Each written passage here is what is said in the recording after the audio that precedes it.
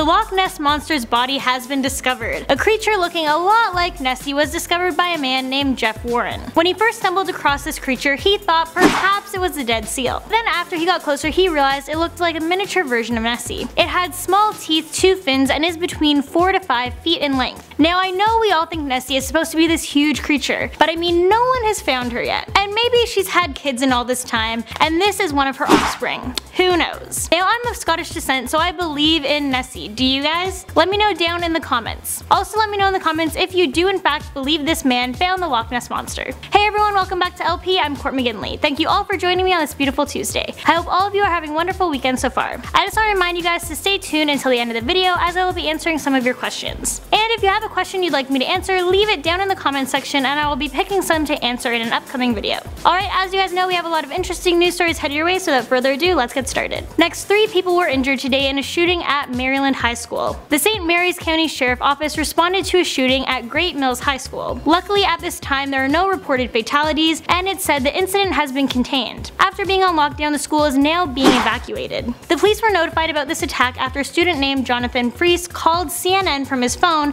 as he was locked down in his math class. Just last week, students from the school walked out of class as part of a student-led protest against school violence, in the wake of the mass shooting at the Parkland High School. At the time of this recording, the gunman of the shooting is not being named, but we will keep you guys up to date with the story. Next, the last male northern white rhino has died. So basically this means the species will soon be extinct. This 45-year-old rhino was named Sudan, and he had to be put down recently as he became very sick. He was one of 3 remaining northern white rhinos. There were over 2,000 rhinos of his kind back in 1960, but due to poaching, the species were on the edge of extinction by 1984. And since that year, there have only been 15 rhinos of the species left. So you might be wondering why this male wasn't encouraged to mate with the 2 remaining females before he became ill. Well, unfortunately, the 2 remaining females are unable to get pregnant. The organization Caring for Sudan even tried to get funds to help the development of in vitro fertilization for rhinos, but they came up short. But conservationists aren't giving up and hope there is still a possibility of progression with IVF, and they believe one day scientists may be able to use Sudan's sperm and impregnate a female rhino.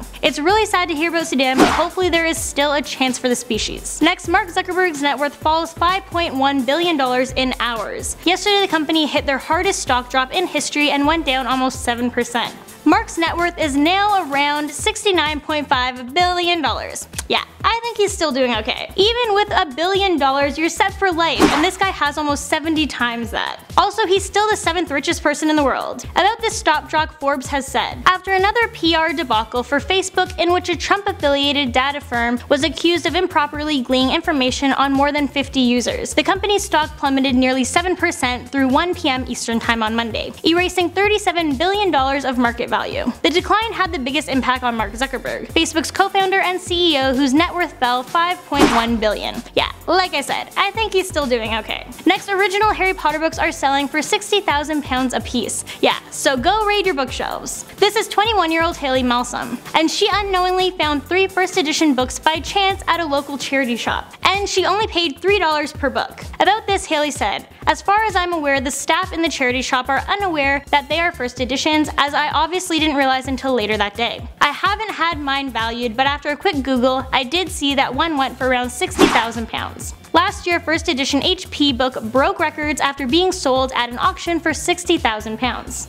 The book was just one of 500 original copies of Harry Potter and the Philosopher's Stone, and someone paid 5,000 times the original price tag value of the $10.99 book. I know after work I'm definitely going home and checking out my bookshelves. I mean, you never know, right? Next, the song Mr.Brightside is in the top 100 chart for the 200th week. This is pretty impressive, especially since this song is now 14 years old. Yeah, it came out in 2004, I can't believe it's been that long. But it's still being streamed and purchased and now celebrates its 200th week on the official top 100 singles chart. Since July 2016, there have been a few occasions where it broke below 200, and it wasn't featured on the chart, but as of March 16th, it officially hit its combined 200th week. And I have to admit, I do love this song, it's very catchy. If you somehow haven't heard it yet, make sure you check it out, it's called Mr.Brightside by The Killers. Next, Sex and the City star Cynthia Nixon announces her candidacy for New York governor. Nixon is an actress and an activist, and yesterday after afternoon, she tweeted out a video captioning it, "I love New York and today I'm announcing my candidacy for governor." This video has been viewed almost 2 million times. In it, she tells her story and what changes she plans on making and what needs to improve, such as poverty, healthcare, ending mass incarceration, and fixing the subway.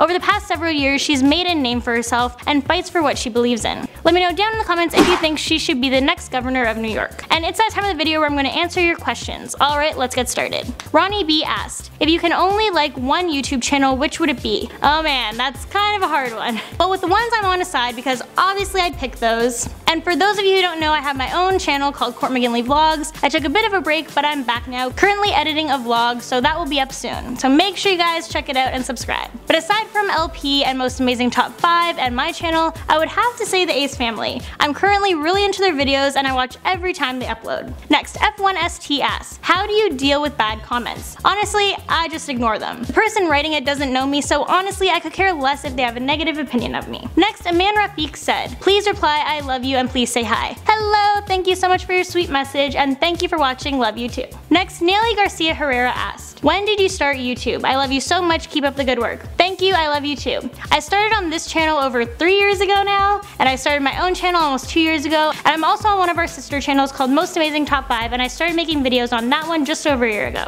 Next, the randomizer asked, when did you meet your husband? We met in high school in 12th grade, second semester English class. So even though we went to the same high school, we never would have met had it not been for that class. And there you guys have it, that's all the questions and news stories I have for you guys today. Make sure you show some love by giving this video a big thumbs up, leave your questions down below. Thank you all so much for watching and I'll see you tomorrow.